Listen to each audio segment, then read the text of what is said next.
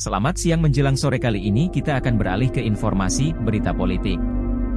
Namun sebelumnya saya ucapkan selamat bergabung kembali dengan channel YouTube 2000 TV, yang selalu mengupdate berbagai informasi di berbagai belahan bumi, termasuk informasi perkembangan politik nasional yang sedang hangat-hangatnya menjadi pembahasan di meja kopi atau di warung-warung kopi, meskipun pemilu akan diselenggarakan di tahun 2024. Namun beberapa sosok sudah dipasang oleh salah satu partai seperti yang diberitakan oleh para awak media. Tanpa berlama-lama mari kita simak berita yang dilansir dari salah satu media nasional yaitu Warta Ekonomi yang menyoroti tentang sosok Anies Baswedan yang diusung oleh Partai Nasdem pada tahun 2022 lalu. Berdasarkan informasi yang dihimpun oleh Warta Ekonomi sebagai berikut, dicap pengkhianat hingga pendusta, Anies akhirnya ungkap isi kontraknya sama Prabowo, waktu itu. Warta Ekonomi Jakarta, Anies Baswedan akhirnya buka suara terkait dengan isu bahwa dirinya telah mengkhianati janjinya sendiri terhadap Prabowo Subianto. Janji mantan Menteri Pendidikan itu sendiri diketahui sebagai pernyataan dirinya yang tak akan melawan apalagi menjegal Prabowo untuk menjadi seorang presiden. Namun Anies seperti diketahui telah menyatakan siap untuk menjadi presiden bahkan menjadi bakal calon presiden dari Partai Nasdem untuk 2024. Menanggapi hal tersebut, Anies akhirnya mengungkap maksud dari janji yang pernah diutarakannya kepada Menteri Pertahanan tersebut. Saya sampaikan bahwa saya bertanggung jawab untuk mengelola Jakarta dan pada waktu itu, tahun 2019, akan ada Pilpres.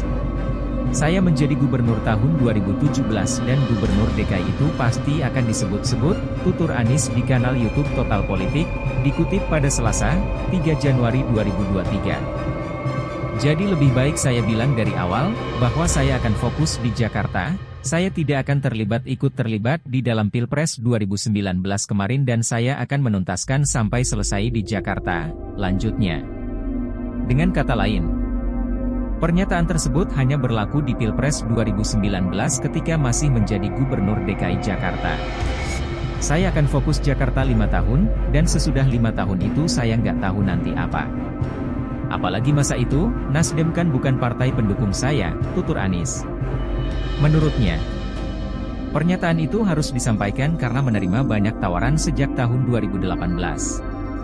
Seperti ketika Anies ditawari menjadi calon presiden dari 3 partai, tetapi akhirnya ditolak karena menjaga komitmennya memimpin ibu kota. Kalau sekarang sudah selesai, ujar Anies lebih lanjut. Merujuk pada sudah berakhirnya tugas sebagai Gubernur DKI Jakarta. Kita ini pokoknya bersiap dengan amanat, dengan tugas apapun yang mungkin muncul, you never know, tandasnya. Sikap Anies Baswedan harus kita apresiasi. Kenapa kemudian Anies kita apresiasi? Karena hanya Anies Baswedan yang berani muncul dengan misi perubahan bersama Partai Nasdem. Sementara itu untuk beberapa partai masih mempertimbangkan dari berbagai aspek, tentang kepentingan internal dan eksternal. Tidak sedikit juga yang tengah membangun koalisi.